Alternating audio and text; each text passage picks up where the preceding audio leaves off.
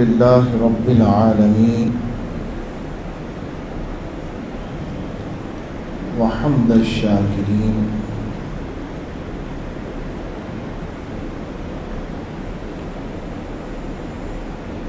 وأفضل الصلاة وأكمل السلام على سيد الأنبياء والمرسلين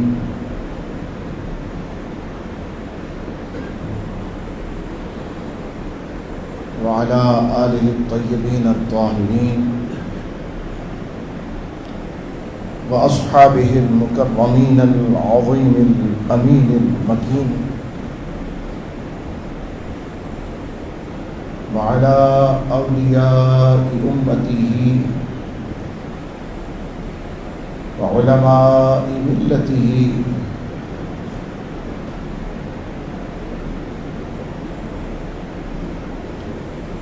وفقراء طريقته وشهداء محبته أجمعين.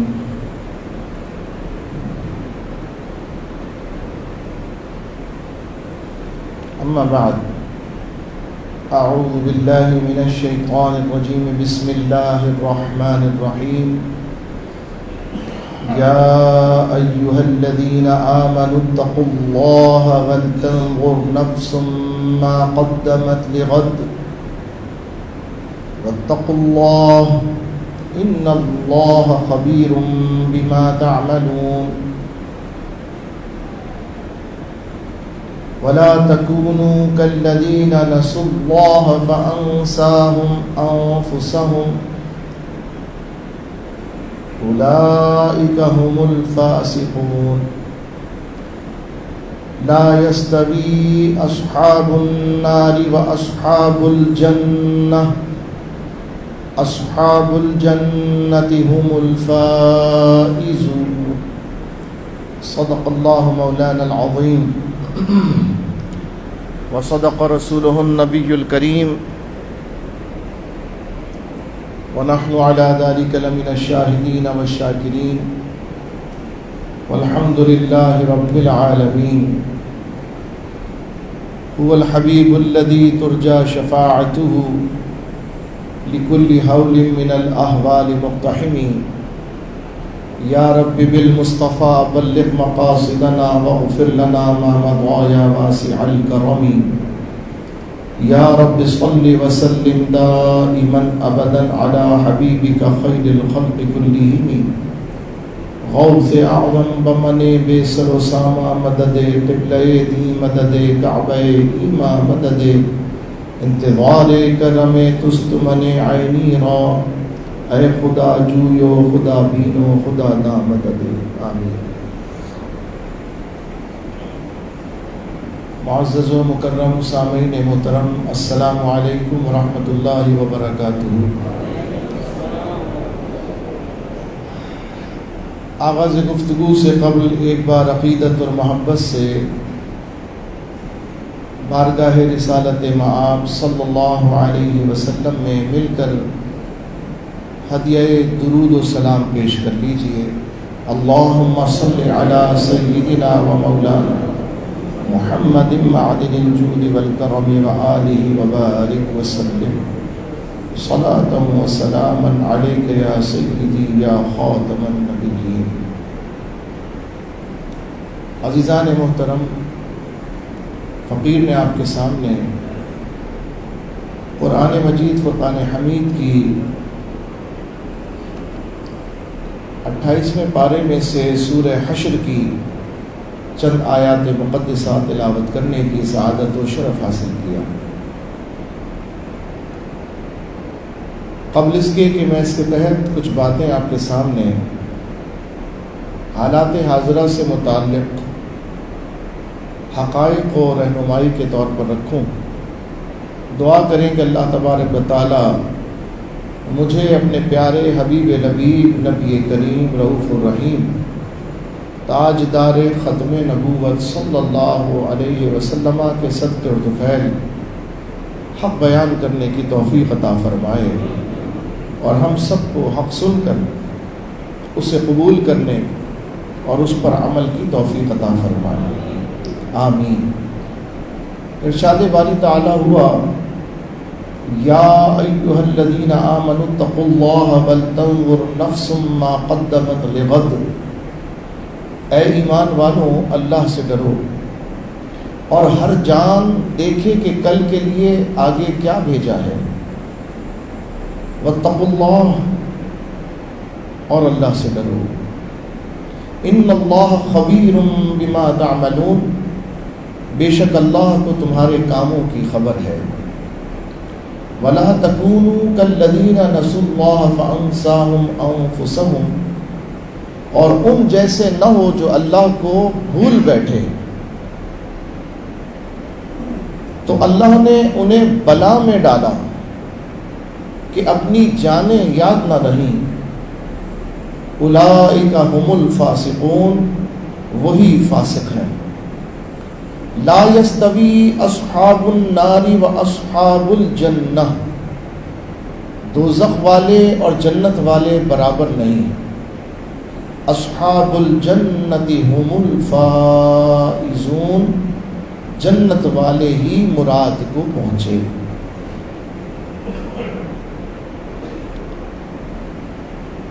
یہ ہے ان آیات مقدسہ کا لفظی ترجمہ۔ جو آیات مقدسہ میں نے آپ کے سامنے تلاوت کی، اگر ان آیات کی روشنی میں ہم آج کے حالات کو ملاحظہ کریں تو ہمیں بڑی رہنمائی ملتی ہے، اور ہمارا یہ دعویٰ ہے کہ قرآن تو قیامت تک کے لیے رہنما ہے، ہدایت کا سرچشمہ ہے، ہر دور کے فرد کے لیے قرآن کامل و اکمل رہنما ہے۔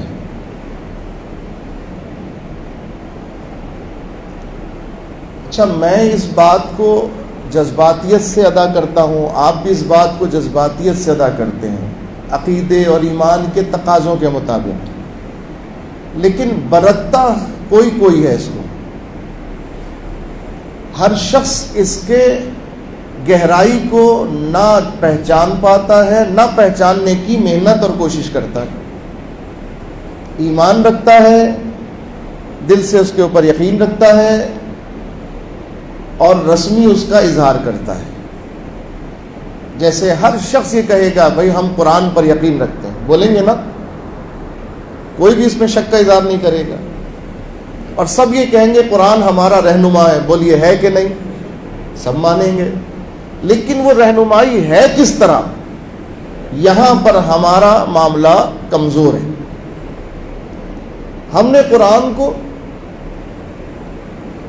رسمی رہنما مانا، یقین بھی ہے الحمدللہ، بحیثیت مسلمان یقین بھی ہے، کیونکہ ہم اظہار بھی کرتے ہیں نا، تصدیق من القلب، ہم دل سے اس کی تصدیق کرتے ہیں۔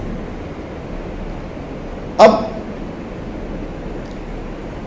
ہر شخص قرآن کو رہنما مانتا ہے، رسمی اظہار بھی کرتا ہے، لیکن اپنے حالات کا کبھی اس نے قرآن کھول کے تجزیہ کرنے کی کوشش نہیں کی کہ جو حالات مجھے درکار ہیں، درپیش ہیں، اس میں قرآن میری کیا رہنمائی فرما رہا ہے۔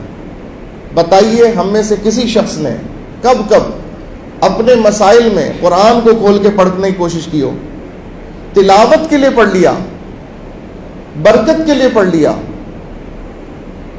عادت کے لیے پڑھ لیا، مغفرت کے لیے پڑھ لیا، فاتحہ کے لیے پڑھ لیا، لیکن ہدایت کے لیے کب پڑھا؟ نصیحت کے لیے کب پڑھا؟ عبرت کے لیے کب پڑھا؟ رہنمائی کے لیے کب پڑھا؟ یہ فرق ہے۔ ہم قرآن کو برکت کے لیے پڑھتے ہیں، ہدایت کے لیے نہیں پڑھتے۔ ہم قرآن کو تلاوت کے طور پہ پڑھتے ہیں، رہنمائی کے طور پہ نہیں پڑھتے، ہم اس سے رہنمائی نہیں لیتے۔ تو جو لیتے ہیں انہیں بڑا لطف آتا ہے، انہیں لذت آتی ہے، انہیں مزہ آتا ہے، اور جب انہیں لطف آتا ہے نا اور قرآن میں وہ آیتیں تلاوت ہو رہی ہوتی ہیں تو ان کی آنکھیں چھم چھم برس رہی ہوتی ہیں، ان کے دل لرز رہے ہوتے ہیں۔ ان کے لیے قرآن کہتا ہے کہ جب ان کے سامنے تلاوت ہوتا ہے نا ہمارا کلام تو یہ کانپنے لگتے ہیں، یہ لرزنے لگتے ہیں، کیونکہ یہ اس کی کیفیت کو سمجھ رہے ہوتے ہیں، یہ ان آیات کی گہرائی کو سمجھ رہے ہوتے ہیں، یہ ان آیات کے اندر پوشیدہ راز کو جاننے کی کوشش کر رہے ہوتے ہیں۔ قرآن اس کو حقیقی برکت اور فائدہ پہنچاتا ہے۔ رسمی برکت اور فائدہ تو سب کو ملتا ہے جو اسے تلاوت کرتا ہے، ہر حرف کے بدلے 10 نیکی، کوئی محروم رحمت نہیں ہے، چاہے دل سے کرے چاہے زبانی کرے، محروم کرم کوئی بھی نہیں رہے گا۔ یہ اس کا یہ اعجاز بھی ہے، یہ اس کی برکت بھی ہے۔ لیکن جس کو اس قرآن نے حقیقی فائدہ پہنچا، ہدی للناس، یہ لوگوں کے لیے ہدایت ہے، تو وہ لوگوں کے لیے ہدایت کب ہے؟ وہ لوگوں کے لیے ہدایت اس وقت ہے جب وہ اس کے اندر ڈوب کر اس کو سمجھنے کی کوشش کرتے ہیں، اور پھر جب ان پر برتتے ہیں، وہ اس کو ان پر بیتتی ہے تو انہیں لذت اور خشوع اور خضوع ملتا ہے۔ اب آپ کو میں علماء کا کام کیا ہے؟ علماء کا کام یہ، علماء اس کی روح کو سمجھنے کی کوشش کرتے ہیں۔ آپ اور ہم ظاہر دیکھتے ہیں، علماء اس ظاہر کے اندر چھپے راز کو پہچاننے کی کوشش کرتے ہیں، اور جو جتنا اس سے واقف ہوتا چلا جاتا ہے اس کے اندر اتنی خشیت الہی پیدا ہوتی چلی جاتی ہے، وہ اتنا اللہ سے ڈرنے لگ جاتا ہے، وہ اتنا اللہ کی معرفت حاصل کرنا شروع کر دیتا ہے، وہ اتنا قرآن کی منشا اور مراد کے قریب ہوتا چلا جاتا ہے، اور پھر قرآن اس کی ہر قدم پر رہنمائی کر رہا ہوتا ہے۔ اب جو آیات مقدسہ میں نے تلاوت کی، ان آیات مقدسہ کا تعلق آج کے حالات سے بالکل ایسا لگتا ہے جیسے ہماری کیفیات ہمارے رب نے 1400 سال پہلے محبوب کے قلب مقدس پر القاء فرما دی تھی، ظاہر فرما دی۔ جو آج ہو رہا ہے کہ آج ہم ایک ایسے دور سے گزر رہے ہیں۔ میں کل ایک آفس میں بیٹھا تھا تو میں نے دیکھا جو سامنے بیٹھا ہوا تھا، میں جانتا ہوں یہ مسلمان ہے، مجھے پتا تھا کہ یہ مسلمان ہے، لیکن وہ گٹکا کھا رہا تھا۔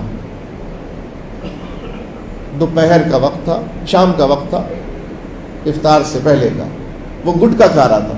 اس کے منہ میں اتنا تھوک بھرا تھا کہ مجھ سے بات کرنے کے لیے پہلے وہ اٹھ کے گیا، اس نے تھوکا، اور تھوکنے کے بعد پھر وہ آ کر اس نے مجھ سے بات کی۔ آپ یقین کریں میرا دل نہیں چاہا کہ میں اس سے بات کروں۔ ایک تو کرب، دکھ کہ یہ مسلمان، اس قدر ڈٹائی آ گئی ہمارے اندر۔ پہلے تو گناہ کر کے منہ چھپاتے تھے، اور اب گناہ ڈٹائی سے کرتے ہیں۔ اب کوئی حیا ہی نہیں ہے کہ میں رمضان میں بیٹھا ہوں اور میں سب کے سامنے پبلک ڈیلنگ کر رہا ہوں اور میرے منہ کے اندر گٹکا ہے۔ روزے کے دن ہے، افطار کے بعد ہوتا تو بات اور تھی، میں کوئی شکایت ہی نہ تھی مجھے، تو پھر میں صحت کے طور پہ کہتا بیٹا گٹکا نہ کھاؤ، یا مجھے دکھ ہوتا کہ کیوں اپنی صحت کو برباد کر رہے ہیں۔ چلو وہ ایک الگ بات تھی، گناہ گار تو نہیں ہو رہے نا، مگر یہ عین روزے کی حالت میں۔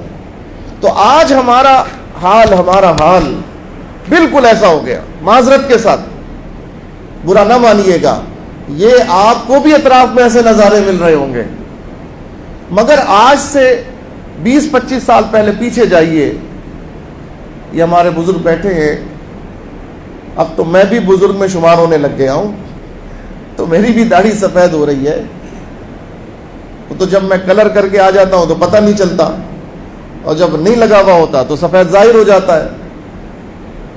انصاری صاحب نے کلر نہیں لگایا تو ان کی داڑھی سفید ہو رہی ہے بالکل۔ 20-25 سال پہلے چلے جائیں، اتنی ڈٹائی قوم میں نظر نہیں آتی تھی، اتنی ڈٹائی نہ تھی، شرم تھی، کچھ حیا تھی، اللہ سے نہیں ڈرتے تھے تو بندوں سے ہی شرما جاتے تھے۔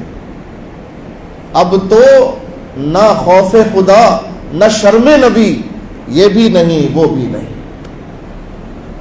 نہ بندے کی شرم نہ اللہ کا خوف، کچھ بھی نہیں رہا۔ اور اس کا سبب کیا ہے آپ کو پتہ ہے؟ اس کا سبب کیا ہے؟ میں جو اندازہ کرتا ہوں، جو میری یوں کہہ لیجیے انالیسس ہے، جو میرا تجزیہ ہے، وہ یہ ہے کہ یہ سب حرام کا شاخسانہ ہے۔ ہم سب کہیں نہ کہیں حرام کے اندر لگے ہوئے ہیں، ہمارے منہ میں کہیں نہ کہیں ذرہ حرام کا جا رہا ہے، اور جب لوگ حرام کھاتے ہیں نا تو شرم و حیا سب ختم ہوتی چلی جاتی ہے، بندوں کی شرم بھی ختم ہو جاتی ہے، رب کی شرم بھی ختم ہو جاتی ہے۔ یہ اس لقمہ حرام کا اثر ہے، یہ اس شغل حرام کا اثر ہے جو بدن پر بھی ظاہر ہوتا ہے، فکر پر بھی ظاہر ہوتا ہے، قلب پر بھی ظاہر ہوتا ہے، اور ہماری روحانیت کو بھی سلب کرتا چلا جاتا ہے۔ یہ بالکل ایسے ہی ہے کہ جیسے انسان ناپاک ہو، اب وہ نماز کے قریب نہیں آ سکتا، اب وہ مسجد کے قریب نہیں آ سکتا، اور اگر وہ آ بھی گیا بے دھیانی میں تو وہ نماز اس کی قبول نہیں ہوگی۔ مسجد میں آنا اسے فائدہ، جو ناپاک ہو، جس پر غسل واجب ہو، اگر وہ مسجد میں آ کے نمازیں پڑھے فائدہ دے گی؟ اور پھر وہ کہہ رہے تم کون ہوتے ہو، میرا اور میرے رب کا معاملہ، تم ٹھیکیدار بنے ہوئے ہو، تو کیا جواب دیں گے آپ؟ کیا جواب دیں گے آپ؟ آج تو ہماری ڈٹائی کا عالم یہ ہے کہ ہم نے دین کو نہیں ماننا ہے، ہاں لیکن ابھی ڈنڈا چلنا شروع ہو جائے بوٹ کا، سوٹ کا یا کسی اور جگہ کا، تو بالکل سیدھے ہو جائیں گے، بالکل شریف بن جائیں گے۔ تو یہ قوم اس وقت حرام کھا کھا کے ڈنڈے کے قابل ہو چکی ہے، کوئی بات بھی منوانی ہونا تو یہ بغیر سختی کیے اب اس بات کو ماننے پر تیار نہیں ہوتی۔ یہ ہے اس حرام کا سبب کہ نہ عبادت میں لذت، نہ قرآن پڑھنے کا دل، نہ نمازوں میں خشوع و خضوع، نہ دعا کے اندر کوئی تاثیر، نہ لفظوں میں اثر، نہ ہمارے حالات میں کوئی تبدیلی۔ یہ میرا تجزیہ ہے، ممکن ہے اس میں لوگوں کی رائے مختلف ہو، مگر چلیے بتائیے کوئی اور رائے، کیا سبب ہو سکتا ہے بتائیے۔ میں سمجھتا ہوں ساری عبادتوں کی اصل جو ہے نا وہ لقمہ حلال ہے، نطفہ حلال اور لقمہ حلال، بندہ حلالی ہو اور لقمہ اس کے منہ میں حلالی ہو، یہ دو چیزیں ہوں گی تو مومن بھی ہوگا، مؤدب بھی ہوگا اور مقبول بھی ہوگا۔ یہ دو چیزیں نہیں ہوں گی تو خود اندازہ لگا لو کیا ہوگا، چاہے جبہ، دستار، داڑھی، امامہ، پیر، مفسر، محدث، مقرر، معلم، مدرس، کچھ بھی بن جائے، لیکن اس کو یہ سب چیزیں فائدہ نہیں دیں گی۔ یہ ہے وہ اصل بات، اور اس بات کا اثر آپ اگر دیکھنا چاہیں، یہ حرام کی تاثیر، یہ جو حرام ہمارے جسموں میں چلا گیا ہے نا، اس کا اثر دیکھنا چاہیں کہ آج ہم اس حالت میں پہنچ چکے ہیں کہ ایک شخص آپ کے سامنے کہتا ہے تاجدار ختم نبوت، تو آپ کا تو دل چاہے گا بولیں گے زندہ باد زندہ باد زندہ باد، لیکن سامنے سے وہ اس کو ڈنڈا مارتا ہے، وہ اس کو گولی مارتا ہے. اور بھائی کافر ہو کے کرے تو ہم کہیں کہ ہاں کافر نے کیا، کہ اس کو تکلیف اس نعرے سے ہے، اس کو تکلیف اس شخصیت سے ہے، اس ذات سے ہے. لیکن ہو کلمہ گو اور چہرے پہ ہو داڑھی اور تاجدار ختم نبوت زندہ باد کے نعرے لگانے والوں پہ کلاشنکوف کا برسٹ چلا دے، بتاؤ عقل میں آ سکتی ہے؟ تو بات تو صرف ایک ہی ہے کہ یہ حرام نے آنکھوں میں ایمان کا پردہ ہٹا دیا اور بے حیائی کا پردہ غالب آ گیا. کیا اسے سامنے والا مومن نظر نہیں آ رہا بلکہ اپنا دشمن نظر آ رہا. یہ ہے وہ حالات حاضرہ جو ابھی پیش آئے. اس قدر ظلم ہوا کہ میں اس کی کیا داستان آپ کو بتاؤں.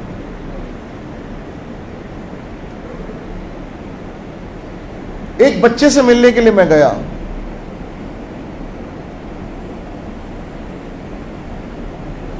اس کے جسم کا کوئی حصہ ایسا نہ تھا جہاں چھید نہ تھا. میں مبالغے سے بات نہیں کر رہا، میرے پاس ویڈیو موجود ہے.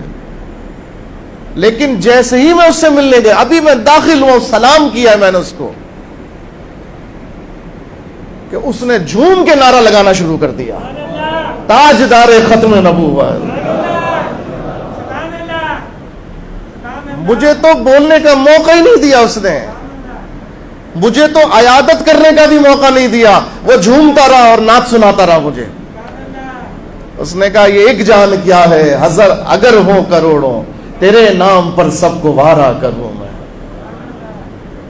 ہم نے صرف نعت پڑھی ہے، ہم نے صرف ایسی نعت خانوں کو ہم نے پیسے دیے، ہم نے بس ایسی بیٹھ کے محفل میں جھوم کے پڑھ لی، اے سی لگے ہوئے اور ٹھنڈک کے اندر اور قالین بچھے ہوئے.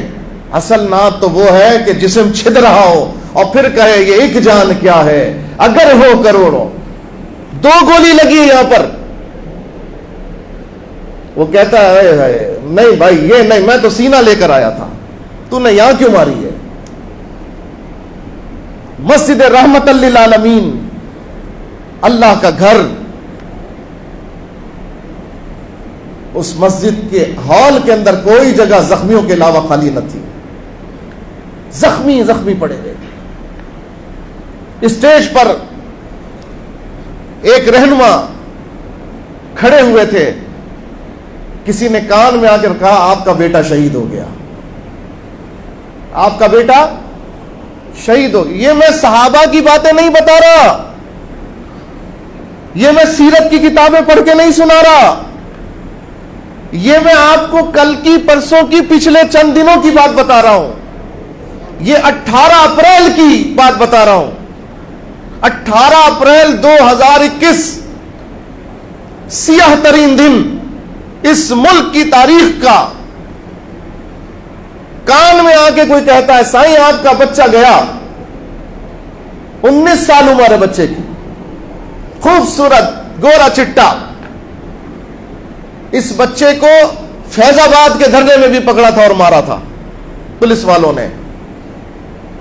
اس بچے کو یہ پھر موجود تھا وہاں پر. باپ کے کان میں آ کر ایک بیٹا جیل میں گیا ہوا ہے، پولیس پکڑ کے تھانے سے لے گئی ہے اس کو، ایک جیل میں. دوسرے کے لیے کان میں آ کر کہا وہ شہید ہو گیا. باپ کے منہ سے نکلا الحمدللہ، مولا قبول فرما لے اس کی شہادت کو. بس افسوس یہ ہے کہ میں نے سینہ پیش کیا تھا، جانے کی باری میری تھی، مگر بازی وہ لے گئے. بتاؤ یار اتنا بڑا دل ہے آپ میں سے کسی کا؟ بتائیں آپ، ہے کسی کا دل؟ پیش کریں گے آپ حضور کے نام پر، دین کے نام پر پیش کریں گے اپنے آپ کو، اپنی اولاد کو؟ بتائیں کسی کا دل ہے، ہاتھ کھڑا کریں.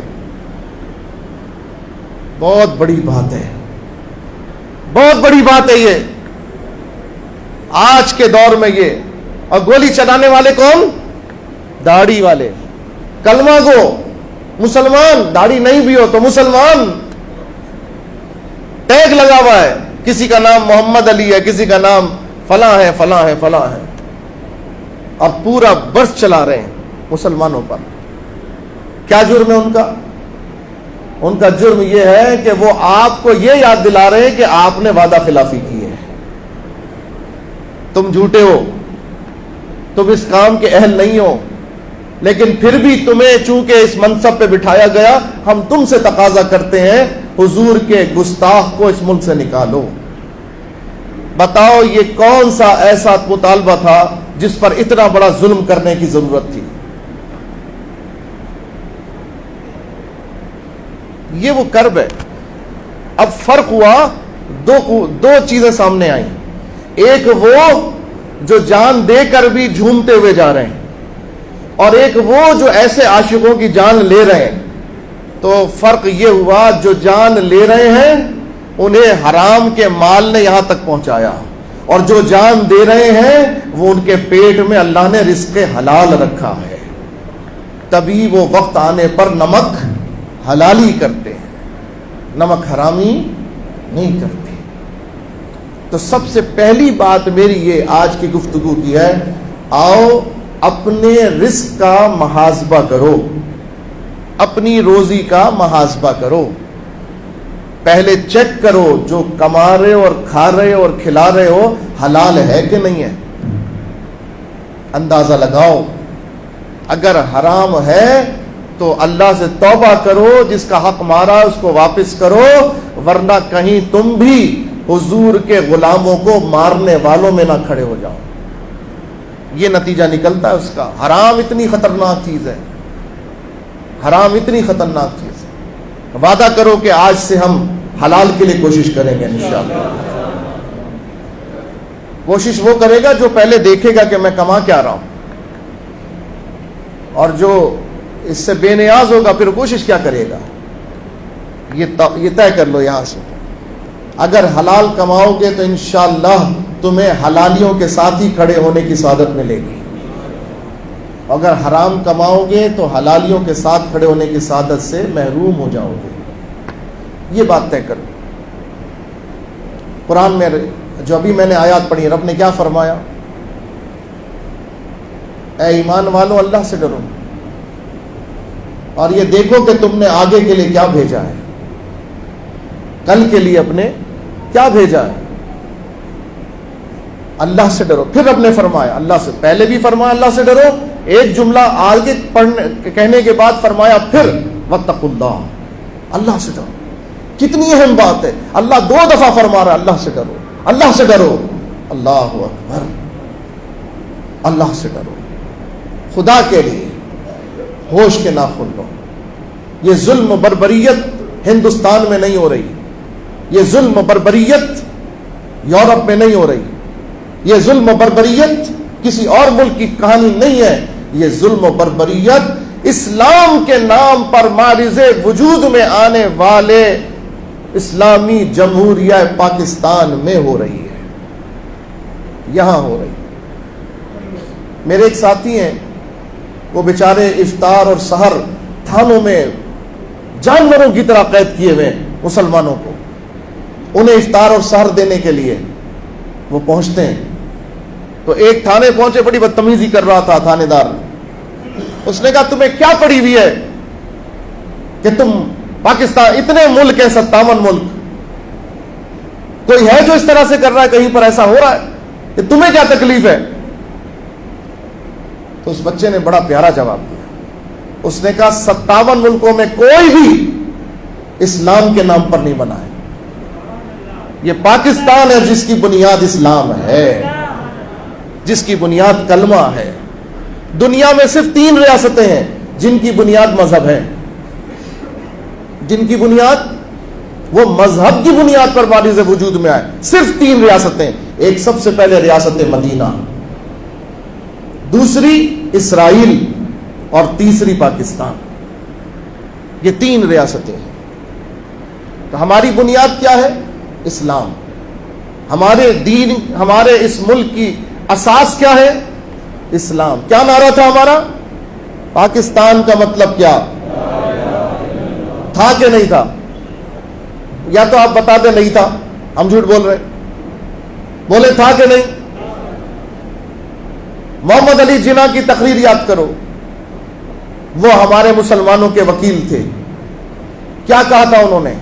ان سے جب سوال کیا محترم آپ نے ملک تو حاصل کرنے کی بات کر لی ہے، نظام کیا ہوگا چلانے کے لیے؟ تو جناح نے مسکرا کر کہا تھا ہمیں کسی نظام کی طرف پرواہ کرنے کی ضرورت نہیں ہے، اللہ نے ہمیں 1400 سال پہلے اپنے نبی کے ذریعے یہ کامل نظام عطا فرمایا ہے. یا تو یہ سب باتیں جھوٹ ہیں؟ بولیے انصاری صاحب، جھوٹ ہے یہ بزرگ بتائیں جھوٹ ہے؟ جھوٹ ہے یہ سب؟ اگر جھوٹ ہے تو پھر ہم کیوں بول رہے ہیں؟ نہیں بولیں گے. یہ جھوٹ ہے کہ سچ ہے؟ بتائیں آپ. یہ حقیقت ہے کہ نہیں ہے؟ اگر حقیقت ہے تو ہم نے اس کے اوپر کتنا عمل کیا؟ بنایا ہم نے اس کو بنیاد اپنی؟ چلے ہم اس کے اوپر؟ نظام بنایا ہم نے اس کا؟ کیوں نہیں بنایا؟ اس لیے کہ اگر یہ آ جاتا تو بقول بے نظیر بھٹو آدھا ملک جو ہے وہ ہاتھ سے لولا ہو جاتا. بولیے، بولتی تھی نا وہ، اگر اس کا نظام آ گیا تو آدھا پاکستان لولا ہو جائے گا، ہاتھ کٹا ہو جائے گا. اس کا مطلب کیا ہے؟ آدھے سے زیادہ پاکستان کے لوگ چور ہیں. بھائی چور کی سزا ہاتھ کاٹنا ہے نا، تو اس کا کہنے کا مطلب یہ تھا اگر اس کا نظام آ گیا تو پاکستان کی آدھے سے زیادہ آبادی کا ہاتھ کاٹ دیا جائے گا. آبادی کا تو ہاتھ کاٹا جاتا، اس کا تو گردن اڑائی جاتی،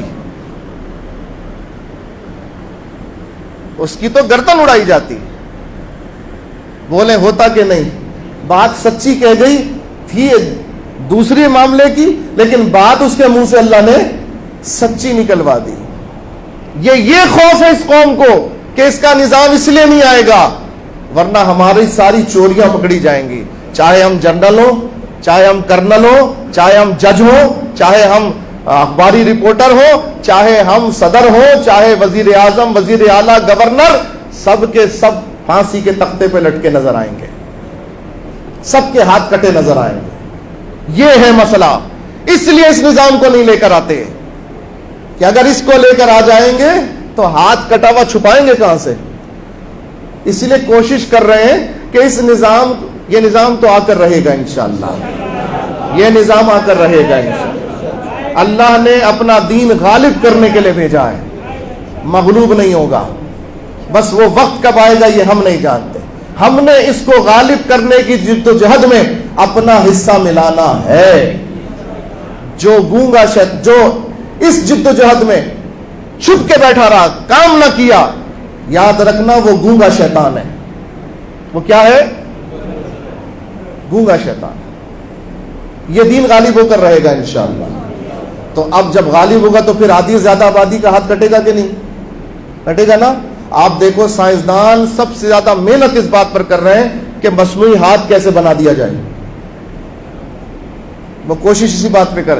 تو یہ سارے رکے میں اس وقت تک جب تک مصنوعی ہاتھ عمومی طور پہ ملنا نہ شروع ہو جائے کہ اگر جس کے کٹ بھی جائے تو دوسرا ہاتھ جوڑ دیا جائے، پتہ ہی نہ چلے کہ اس کا بھی کٹا تھا. یہ اس وقت کے انتظار میں اس لیے نہیں لا رہے. اور جس دن یہ ہاتھ بن گیا اور بالکل نارمل لگنے لگا، اس دن یہ پھر ذرا اس کوشش کرنے والوں کے لیے راستے کی رکاوٹ کم کرنا شروع کر دیں گے. کہا چلو کوئی بات نہیں، اپنا عیب چھپ جائے گا، ہاتھ تو کٹے گا مگر عیب چھپ جائے گا. یہ ہے اس ملک کا، اس قوم کا المیہ. اور یہ اس وقت کے لیے اس نظام کو روکنے کی کوششوں میں انہوں نے اپنے ایمان کا بھی سودا کر دیا، انہوں نے اپنے غیرت کا بھی سودا کر دیا. جو کچھ پچھلے دنوں ہوا اس ملک میں، اس سے زیادہ ظلم بتاؤ کبھی ہوا ہے؟ دنیا میں لوگ سیاست کے لیے مرے ہیں، دنیا میں لوگ سیاسی لیڈروں کے لیے مرے ہیں، لیکن یہ پہلی مرتبہ اس ملک کی تاریخ کے اندر پہلی مرتبہ یہ موقع آیا کہ نہتے مسلمان جو انہیں ان کا وعدہ یاد کرا رہے تھے، انہوں نے اپنی خفت مٹانے کے لیے، اپنی کھسیاہٹ مٹانے کے لیے اور اپنی نااہلی مٹانے کے لیے اور اپنا جھوٹ چھپانے کے لیے انہوں نے بے گناہوں کو خون سے نہلا دیا. کتنے شہیدوں کے میں جا چکا ہوں. ابھی میں نے پرسوں نیو کراچی میں ایک نوجوان 18 سالہ لڑکے کا جنازہ پڑھایا ہے جس کو ماتھے پہ گولی ماری انہوں نے. میں نے اس کا جنازہ پڑھایا. آج رات بھی میں 2 شہداء کے جانے کا ارادہ ہے میرا. میں ان کے گھر جاؤں گا. جہاں جاتا ہوں ہر طرف ظلم کی ایک داستان ہے, ہر طرف ظلم کی داستان ہے. آپ ایسا پاکستان چاہتے تھے؟ آپ ایسا ملک چاہتے تھے؟ ہمارے ماں باپ نے, ہمارے بزرگوں نے اس ملک کے لیے کوشش کی تھی؟ نہیں. ہمارے بزرگوں نے اس ملک کی کوشش کی تھی کہ جہاں مسلمان آزادی سے اپنے محبوب کی نعتیں پڑھ سکیں, اپنے رب کی عبادت کر سکیں, اپنا شعار ادا کر سکیں, کوئی انہیں روک ٹوک کرنے والا نہ. آج اس مقصد کو بچانے کے لیے اگر کوئی میدان عمل میں ہے تو فضل الرحمان ہے, سراج الحق ہے, کوئی اور جماعت ہے؟ نہیں. اس مقصد کی حفاظت جو بنیاد پاکستان ہے اگر آج کرنے کے لیے کوئی میدان عمل میں ہے تو الحمدللہ وہ ہم ہیں. کون ہے وہ؟ ہم ہیں. ہمیں مان ہے, ہم ہیں. اس مقصد کو بچانے کے لیے لاشیں بھی اٹھا رہے ہیں, زخمیوں کو بھی اٹھا رہے ہیں, ہر ظلم برداشت کر رہے ہیں, پابندیاں بھی لگوا رہے ہیں, 4th شیڈول میں بھی نام آ رہا ہے, اکاؤنٹ سیز ہو رہے ہیں, قتل کے مقدمے ہو رہے ہیں, دہشت گردی کے مقدمے. آپ کو پتہ ہے اب تک میری معلومات کے مطابق 20 FIR میرے پاس آ چکی ہیں. 20 FIR, سب کی سب دہشت گردی کی, سب کی سب, اور ایک ایک FIR میں 500 افراد نامزد ہیں. 500. بتاؤ یہ ظلم نہیں تو کیا ہے؟ میں آپ کے سامنے دہشت گرد بیٹھا ہوا ہوں؟ میں نے کبھی کلاشنکوف کی بات کی ہے؟ میں نے کبھی گولی کی بات کی ہے؟ میرے منہ سے کبھی گالی سنی ہے آپ نے؟ 26 سال میں میرے منہ سے گالی سنی ہے؟ انتہائی غصے میں بھی میں نے زندگی میں کبھی گالی نہیں دی ہے, کبھی بھی. انتہائی شدید غصے میں بھی. کوئی بتا دے وہ شخص جس نے ہمیشہ یہاں بیٹھ کر قانون کے دائرے میں رہتے ہوئے اپنی جد و جہد کی بات کی, آج ان جیسے لوگوں کے اوپر, مجھ جیسے محراب و منبر کے خادمین کے اوپر پرچے پہ پرچے کٹ رہے ہیں. ابھی میں کتنے سالوں کتنے پرچے بھگت چکا ہوں, کتنے سالوں بھگت چکا, اور اب پھر پرچوں پہ پرچے کٹ گئے. تو بھائی اہل حق سے ہمیشہ دنیا نے یہی سلوک کیا ہے.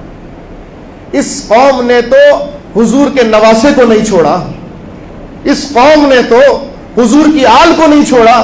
جو اپنے نبی کے وفادار نہ ہو سکے گھرانے کے, وہ آج ہمارے کیا وفادار ہوں گے؟ ان سے کیا خیر کی توقع ہوگی؟ لیکن ہمارا ضمیر مطمئن ہے الحمدللہ, ہم کل بھی حق پر تھے, امام حسین کل بھی حق پر تھے, اور آج بھی ان کے مشن پہ چلنے والے حق پر ہی ہیں. بس دعا کرو اللہ تعالی ہم سب کو استقامت عطا فرمائے. اللہ ہمیں حق پر استقامت. ہم بیچا کسی سے نفرت نہیں کرتے, ہم بیچا کسی کے خلاف نہیں ہیں, ہم بیچا کسی سے کوئی بغض اور آر اور حسد نہیں رکھتے. ہمیں صرف ایک تمنا ہے کہ اس ملک میں قرآن کا نظام آ جائے. بس ہماری تمنا کیا ہے؟ بولیے تمنا کی, یہ تمنا جائز ہے کہ نہیں ہے؟ تو مجھے سچ بتاؤ, جو جا کر بتوں پہ چڑھاوے چڑھا رہا ہو, کیا وہ یہ قرآن کا نظام لائے گا؟ بتاؤ. جو غلامان مصطفیٰ پر گولیاں چلوا رہا وہ یہ نظام لے کر آئے گا؟ جو قادیانیوں کو اپنا بھائی اور بہن کہہ رہا وہ یہ نظام لے کر آئے گا؟ نہیں لا سکتا نا. کون لائے گا؟ جو اس نظام کے لیے قربانی دے رہے ہیں, جو اس نظام کے لیے اپنے سینے پیش کر رہے ہیں, جو اس نظام کے لیے اپنا سب کچھ داؤ پہ لگائے ہوئے, وہی لے کر آئیں گے انشاءاللہ. نظام آئے گا, حق کا نظام آئے گا انشاءاللہ. بس یہ حالات حاضرہ ہیں جو قرآن ہماری رہنمائی کرتا ہے. اب جو اس کی حمایت کرے گا وہ کامیاب ہو جائے گا, اور جو اس کی حمایت نہیں کرے گا نمازیں پڑھتا رہے, عبادتیں کرتا رہے. منافق بھی حضور کے زمانے میں تھے, مسجد نبوی میں ہوتے تھے, نمازیں بھی پڑھتے تھے, مگر حضور کے ساتھ جہاد نہیں کرتے تھے, حضور سے مخلص حضور کے زمانے میں ہو کہ نہیں ہو سکے مخلص تو کوئی ہم کیا چے پدی کا شوربہ، ہماری کیا حیثیت ہے؟ جب سرکار کا جلوہ دیکھ کر لوگ منافقت سے باز نہ آئے تو میں اور آپ آگ پر بھی چل کے دکھا دیں گے تو کہاں مانیں گے؟ میں اور آپ اگر کچھ بھی کر لیں گے تو وہ تو مانیں گے، جس نے نہیں ماننا نہیں مانے۔ اللہ ہمیں قبول کرنے والا دل عطا فرمائے، حق کو قبول کرنے والا دل عطا فرمائے۔ سب کچھ ظاہر کر دیا اور آپ کے سامنے رکھ دیا، بس یہی نعرہ ہے اور اسی نعرے سے جڑے رہیں گے انشاءاللہ۔ چاہے جان چلی جائے مگر زبان سے یہ ذکر نہ جائے، تاجدار ختم نبوت،